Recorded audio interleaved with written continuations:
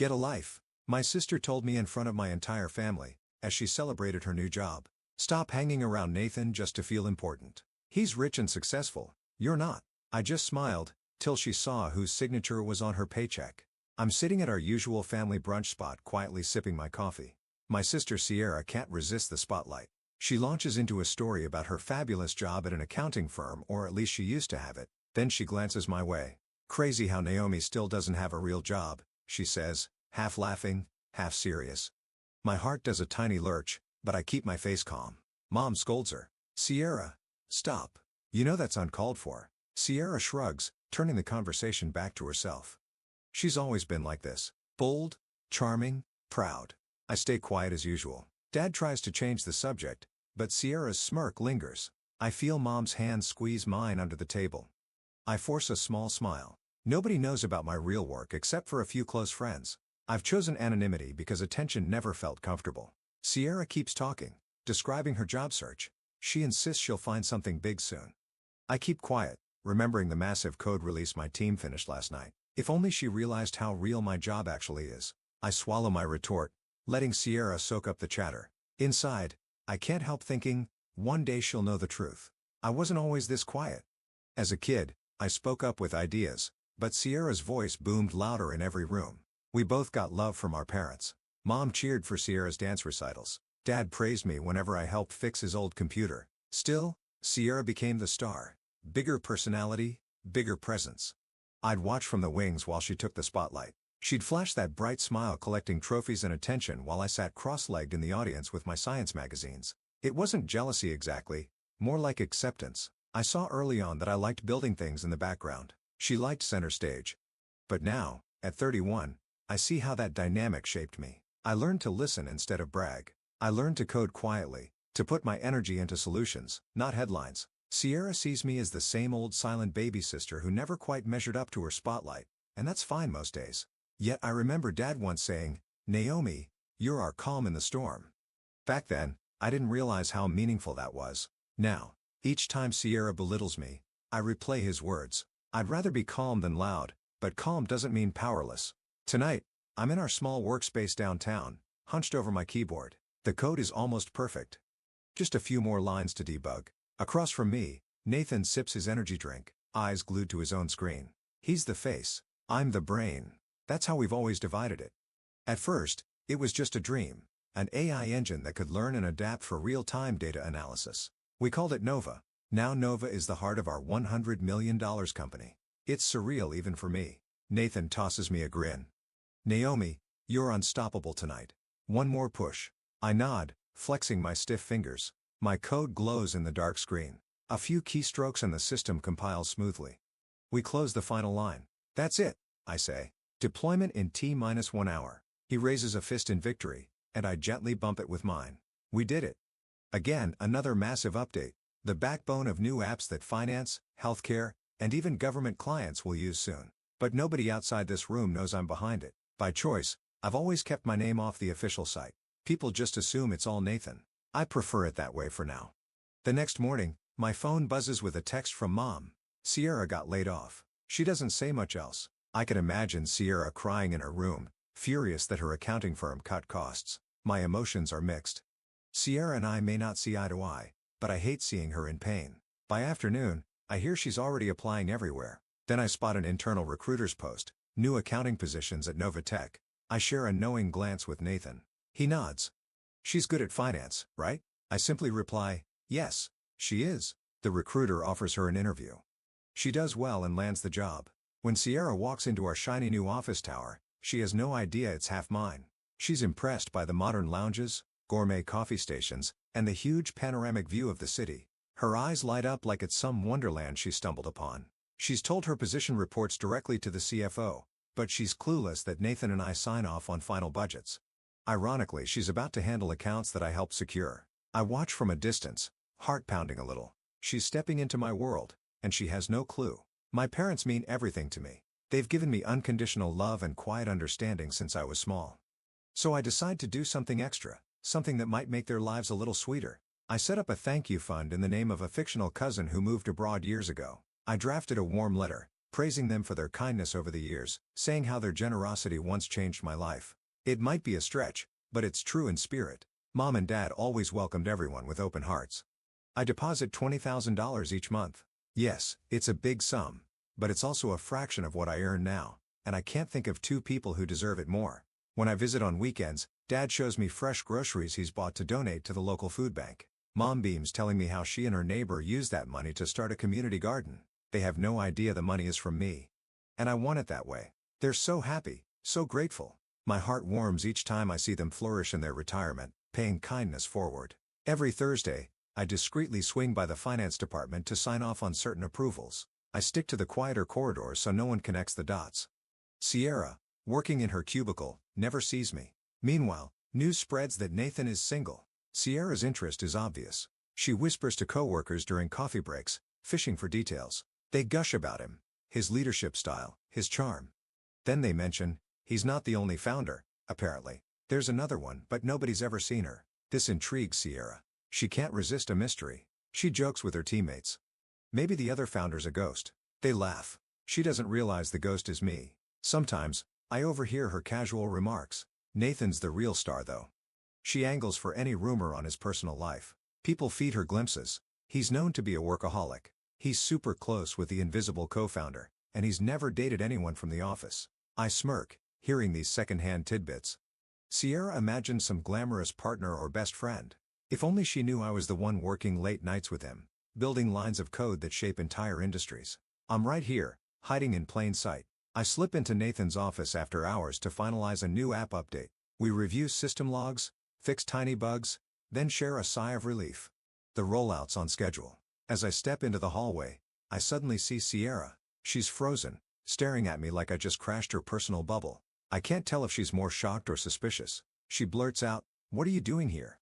Her tone is direct, almost accusing. It stings a bit, but I answer quietly, "Just visiting Nathan." Before I can explain further, she scoffs, "Right? I'm sure you're here to, I don't know, flirt your way in or something." I blink, stunned. She thinks I'm chasing Nathan for his success or attention. Typical assumption. In my head, I want to say I literally own half of this company, but I don't. I just offer a tight-lipped smile.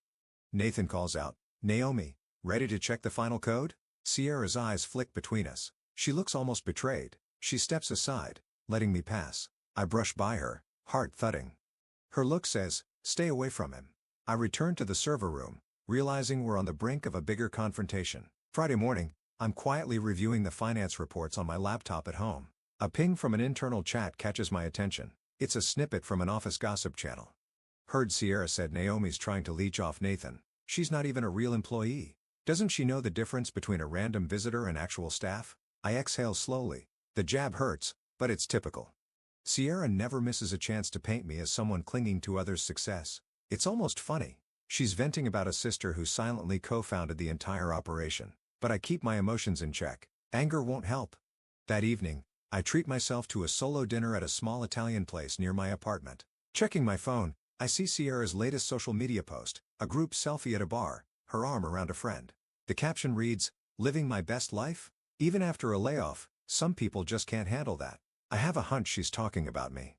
She's fueled by jealousy, convinced I'm trying to steal Nathan or overshadow her. Ironically, I just want to code in peace. I grit my teeth, reminding myself truth has a way of surfacing. I join a virtual board meeting from home. It's about our new philanthropic venture, building a girls' tech hub in Kenya. My heart swells with pride as the board applauds the project's success. I've donated a sizable amount to kick it off. The meeting transitions to finances. They hail Nathan for his leadership, but he quickly credits Nova, our code name for me, for making it possible. I can hear the excitement in people's voices. We owe everything to Nova's generosity. She's unstoppable. I remain silent, watching the grid of faces. They know me only as Nova on official documents. No last name, no press photos, no name plaques. That's been my one request from day one. It's not that I'm shy. I just hate the spotlight. The work itself is my reward. Seeing a group of young girls unboxing their first laptops, that's what lights me up. The board wraps up finalizing more funds. Nathan texts me privately. "They want you at the next event, you know?" I reply, "I know, but not yet." I close my laptop, feeling both relief and a slight pang of fear.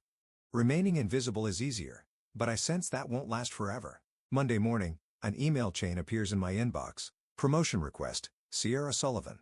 I pause, reading through the CFO's glowing review of Sierra's performance. She's actually doing well. She identified cost savings, impressed the managers with her drive. I forward it to Nathan with a simple note. She deserves it.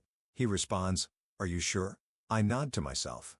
Sierra might have an attitude problem with me, but I won't stand in the way of her career. 2 days later, I see the official announcement. Sierra Sullivan promoted to senior accountant plus a car allowance. Sierra's ecstatic bragging to her friends. Nathan must see my potential. She's probably convinced he has a personal interest in her. It makes me chuckle. In truth, every single promotion must pass my desk. I have final say on budgeting. I'm the one who gave the green light. I watch from my hidden vantage point as the office buzzes about Sierra's sudden rise. She struts around, head held high, as if chosen by destiny. A small part of me is glad she's finally recognized for her talent. Even if she'll never believe it, I want the best for her. That's just who I am. 3 hours into our new AI update, we're flooded with media requests. Nathan sorts them.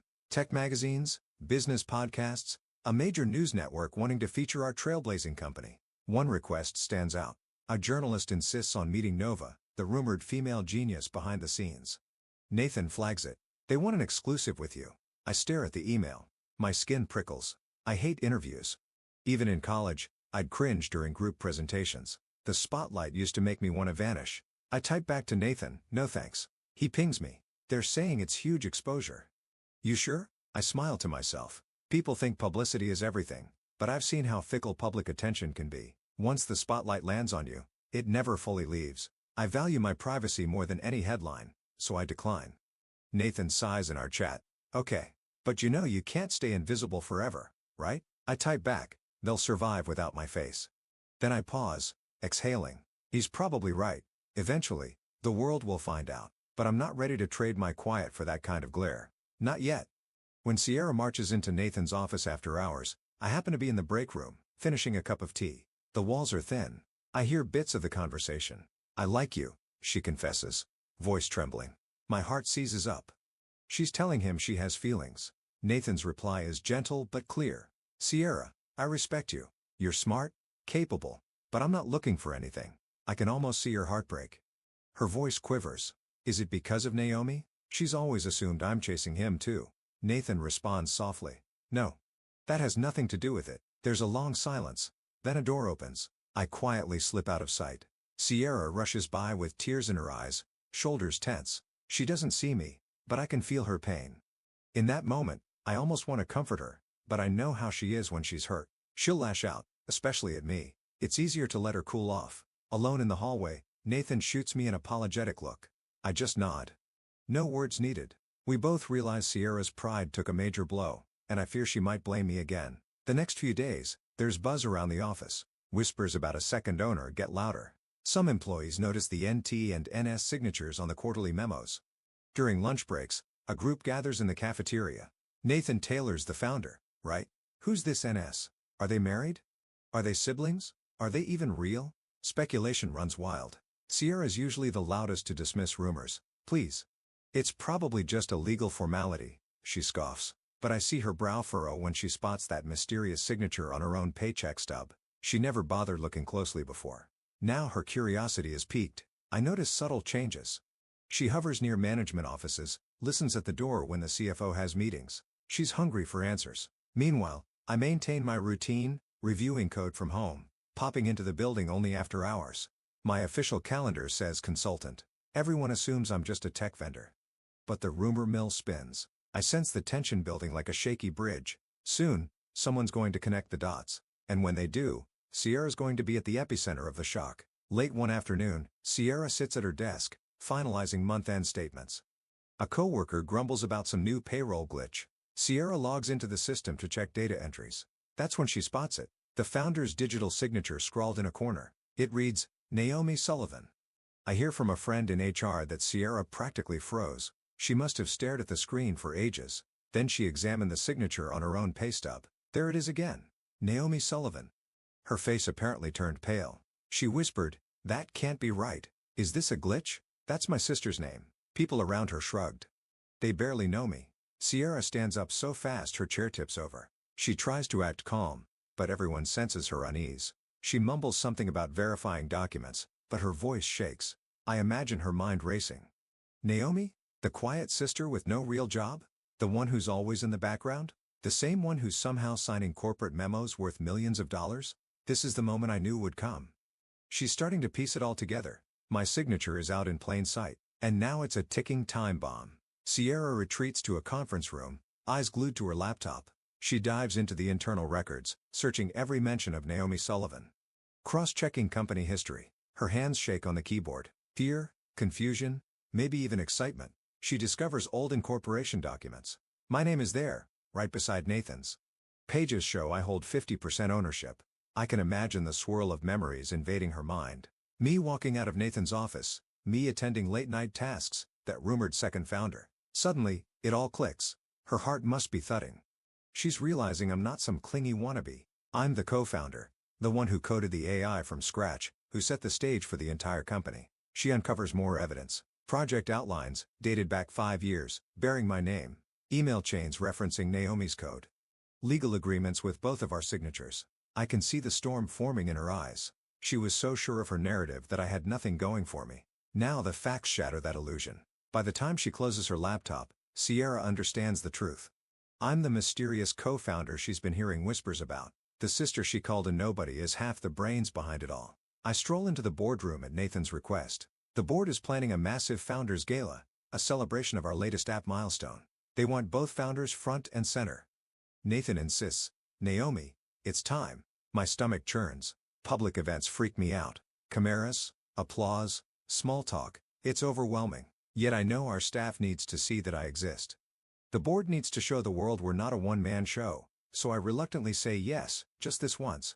After the meeting, I linger behind to finalize details with Nathan. I notice Sierra's name is on the volunteer list for the gala's finance committee. That means she'll be there up close watching me take the stage. Part of me wants to vanish.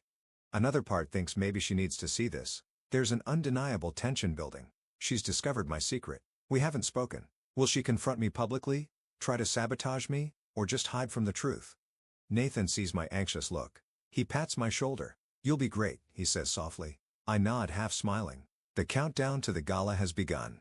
My quiet existence is about to become very public with my sister front row. Word spreads like wildfire. Sierra rushes to confirm details, combing through the corporate intranet. She finds a locked file, co-founder identity, confidential. Despite the warnings, she bypasses security with her finance clearance. And there it is, my full biography from college to now. Her eyes dart over line after line.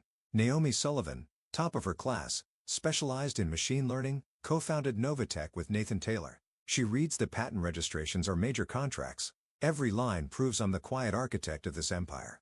She slumps in her chair, replaying every time she insulted me at family gatherings, every sneer about me being jobless. The weight of her ignorance crushes her. At the same time, she's enraged. Why didn't she tell me? She paces, pounding her fist on the desk. She might be feeling betrayed, humiliated, or both. In that moment, she sees everything differently. Our parents' house, my calm smiles, my silent presence at the office, none of it was laziness. It was deliberate humility. She can't fathom choosing to remain invisible while building a $100 million brand. She logs out, chest heaving. The truth is out and there's no going back. Sierra doesn't come to work the next day. Word is she's homesick. I suspect she's grappling with a storm inside her head. I try to imagine how she's feeling. Stunned, betrayed, embarrassed. All the time she called me a nobody. The jokes at my expense. The disbelief that I could ever match her success. Now the reality is 100 times bigger. I'm not just employed. I'm a tech mogul. One who never flaunted it. I flash back to our childhood. Sierra needed validation. She thrived on applause and trophies. She probably saw my quietness as weakness. Never guessing my self-worth didn't hinge on public praise. I wonder if she hates me now or if she hates herself for being blind. Truth is, I don't want her to feel small. I never wanted a power trip or a revenge moment. I just wanted my work to speak for itself. Still, a knot forms in my stomach. She might lash out at me to salvage her pride, or she might avoid me forever. Either way, the gala looms. She'll see me claim my role, and she'll have to face who I really am and who she really is. The Founders Gala arrives. I slip into a simple black dress. Elegant but understated. My nerves are on edge. I'm used to coding marathons, not glamorous events. But tonight, the world meets the other half of Novatech. Nathan meets me at the entrance. He's wearing a tailored suit, smiling wide. You look great, he says. I manage a shy smile back. The venue sparkles with chandeliers. Tech journalists and influential investors crowd the reception area. Waiters glide by with drinks. The band in the corner plays softly. My heart pounds. I glance around searching for Sierra. She's standing by a corner wearing a crisp navy dress. Her expression is a swirl of shock and nerves. She looks at me as if seeing a ghost. I step onto the stage beside Nathan. As the announcer introduces us, I see Sierra's stunned face in the crowd. Cameras flash everywhere. My name booms over the speakers. Naomi Sullivan, the quiet genius behind our revolutionary AI. Applause thunders. My cheeks burn. I sense Sierra's eyes locked on me. She realizes there's no escaping the truth tonight, and I'm finally stepping out of the shadows. Nathan gently taps his champagne glass, calling the room to attention. Ladies and gentlemen, thank you for supporting Novatech. Tonight, I want to introduce the one person without whom none of this would exist, Naomi Sullivan, my co-founder. Spotlight shift to me. My pulse roars in my ears. I glance at Sierra in the crowd. Her face is pale, eyes wide. She looks like her world just flipped upside down. People cheer, stand, clap. Camera snap photos. I manage a quick smile, then step to the mic. Thank you everyone. I'm not great with speeches, but this means a lot. We started in a tiny room with big dreams. I'm just glad I could build something that helps people. More applause. I spot tears in a few executives' eyes. Nathan nods supportively. Then slowly, I step off the stage. Sierra tries to approach me, but I get swarmed by board members, clients, well-wishers. She stands there uncertain, shoulders tense. I see her swallow hard, arms folded tight. I wonder what she wants to say. An apology? A question? I can't tell. All I know is tonight's revelation feels like a turning point for both of us. Later, I stand near the buffet table, letting the wave of attention die down. My head spinning from the adrenaline. I spot Sierra heading in my direction. My heart clenches, anticipating a confrontation. But the moment she's a few steps away, a group of excited investors sweeps in, wanting to toast the brilliant Naomi. By the time I finish politely chatting, Sierra's gone. She doesn't try again.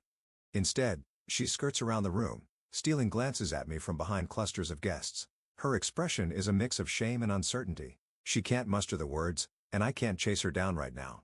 Deep inside, I do want her to approach me, to finally say something, anything. But maybe she's not ready to face her own guilt. Maybe she can't say I'm sorry tonight. The event ends with a final round of applause. Sierra slips out before I can catch her. I stand alone watching the gold confetti fall, feeling both triumphant and strangely hollow. I told no one about our tension. On paper, I won. But reality isn't that clean. My own sister can't even look me in the eye. And I'm not sure what tomorrow will bring. I get home after midnight, shedding my heels and dress in a weary sigh. My phone buzzes with text after text congratulating me, but there's nothing from Sierra. In bed, I stare at the ceiling, remembering Sierra's hurt eyes. All the years she dominated conversations, bragged about her life, and ridiculed my lack of direction. I was always the shadow. Now she knows the truth and it's huge. Strangely, guilt creeps in. Did I blindside her? Should I have given her a hint? But no, I had reasons for privacy. We're not obligated to broadcast our successes. Yet, I imagine how humiliated she must feel, replaying every cruel remark she ever made about me. I roll over, hugging a pillow. I don't want her to suffer or feel inadequate. She's talented.